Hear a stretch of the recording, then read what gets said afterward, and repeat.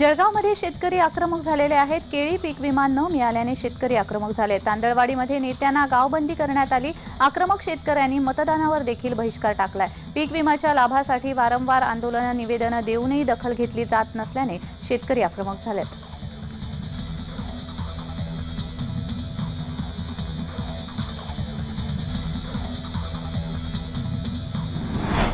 अमरावतीमध्ये अंगणवाडी सेविकांना कारणे दाखवा नोटीस बजावण्यात आली आहे। महिला व बाल कल्याण विभागाने ही कारवाई केली आहे। कामावर हजर न राहिल्यास कारवाईचे आदेश देण्यात आलेले आहेत। अंगणवाडी सेविकांना दरमहा 26,000 आणि मदतीसाला 20,000 रुपये मानधन आणि कर्मचाऱ्यांना शासकीय दर्जा देण्याची मागणीही करण्यात येत होती। मागील 4 डिसेंबरपासून जिल्हाभरातील अंगणवाडी सेविका आणि मदतनीस या संपावर आहेत। तर तात्काळ खुलासा देऊन कामावर हजर न झाल्यास कारवाईचे आदेश मात्र त्यांना देण्यात आले।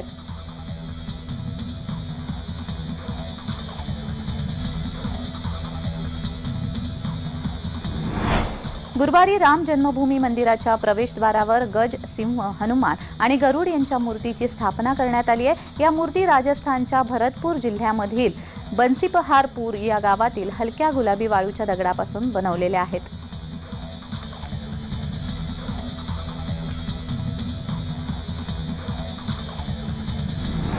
नवी मुंबई अक्षय पात्र फाउंडेशनच्या सेंट्रल किचनचे उद्घाटन शालेय शिक्षण मंत्री दीपक केसरकर यांच्या हस्ते संपन्न झाले। या माध्यमातून 70 शाळेमधील 10,000 विद्यार्थ्यांना मध्यान्ह भोजन देण्यात येणार आहे। यावेळी शालेय शिक्षण मंत्री दीपक केसरकर यांनी वाढपीची भूमिका बजावत शालेय विद्यार्थ्यांना जेवण वाढले। अक्षय पात्रचे देशातील 68वे किचन असून पीएम पोषण योजनेअंतर्गत ही संस्था कार्य करते।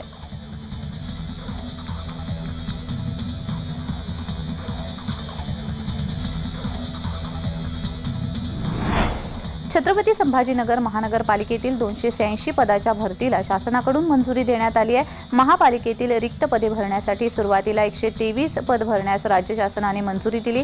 या पदभरतीची प्रक्रिया सुरू असतानाच आता नवीन 286 पदांच्या भरतीला पुन्हा एकदा राज्य शासनाने हिरवा कंदील दाखवला आहे। त्यामुळे महानगरपालिकेमध्ये सुमारे 400 पदांसाठी भरती होणार आहे।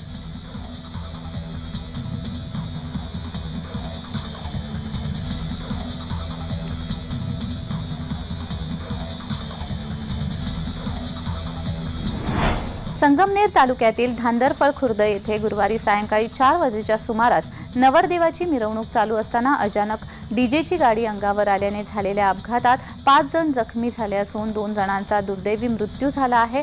अपघातामधील जखमींना उपचारासाठी संगमनेर येथील खासगी रुग्णालयामध्ये दाखल करण्यात आलं असून अपघातानंतर डीजे चालक फरार झाल्याने धांदरफळ खुर्द गावामध्ये मोठा संताप व्यक्त केला जात आहे। या घटनेचा पुढील तपास संगमनेर ग्रामीण पोलीस करत आहेत।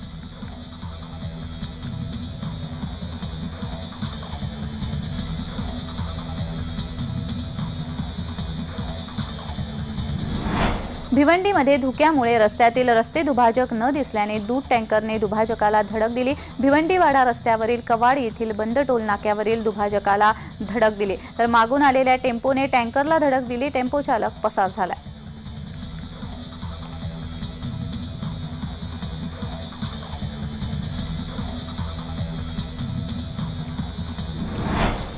धुळे शहरातील मोहाडी उपनगरामध्ये चोरट्यांनी धुमाकूळ घालत एकाच रात्री 3 घरांमध्ये घरफोडी केल्याची घटना समोर आली आहे। चोरट्यांनी सोन्या चांदीच्या दागिन्यांची रोकड लंपास केली आहे। मोहाडी उपनगरमधील क्रांती चौकामध्ये एका परिसरातून तब्बल 3 घरांना लक्ष्य करत चोरट्यांनी हात साफ केला। या प्रकरणी मोहाडी पोलीस ठाण्यामध्ये गुन्हा दाखल करण्यात आला असून पोलीस चोरट्यांचा शोध घेत आहेत।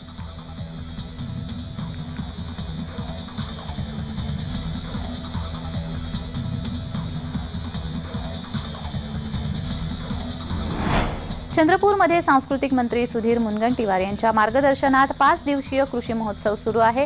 यामध्ये आज 6,750 किलोची लिमेंट्स ऊर्जा खिचडी तयार करण्यात येत असून वर्ल्ड रेकॉर्ड होणार आहे। 1,500 किलो वजनाची आणि 10 बाय 10 फूट असलेल्या या कढईमध्ये खिचडी तयार होणार आहे। Limca book of record, Asia book of record, London book of record सोबत 19 वर्ल्ड रेकॉर्ड आपल्या नावावर करणारे शेफ विष्णू मनोहर 6,750 किलोची लिमेंट्स ऊर्जा खिचडी तयार करतात।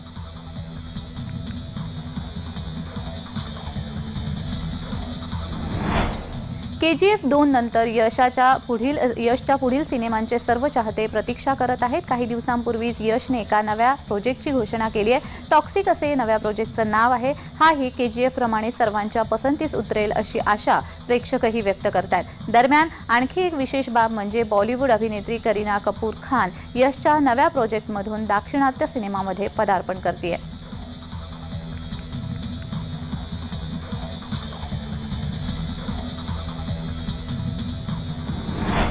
JN1 व्हेरियंटची राज्यातील रुग्णसंख्या ही 110 वर पोहोचली असल्याची माहिती समोर येते। त्यामुळे या व्हेरियंटचा राज्यामध्ये झपाट्याने फैलाव होत असल्याचं चित्र आहे।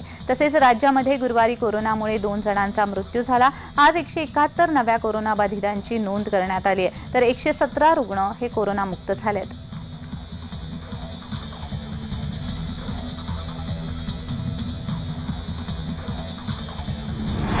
येत्या काही दिवसांमध्ये विमान प्रवास स्वस्त होऊ शकतो। देशातील सर्वात मोठ्या खासगी विमान कंपनी असलेल्या इंडिगोने हवाई इंधनाच्या किमती कमी केल्यानंतर इंधन शुल्क लागू करण्याचा निर्णय मागे घेतला आहे। ATFच्या किमतीत तीव्र वाढ झाल्यानंतर इंडिगोने ऑक्टोबर 2023 मध्ये इंधन शुल्क लागू करण्याचा निर्णय घेतला होता। मात्र कच्च्या तेलाच्या किमती कमी झाल्यानंतर सरकारी तेल कंपन्यांनी हवाई इंधनांच्या किमती कमी केल्या आहेत। त्याचा फायदा इंडिगोने हवाई प्रवाशांना देण्याचा निर्णय घेतला।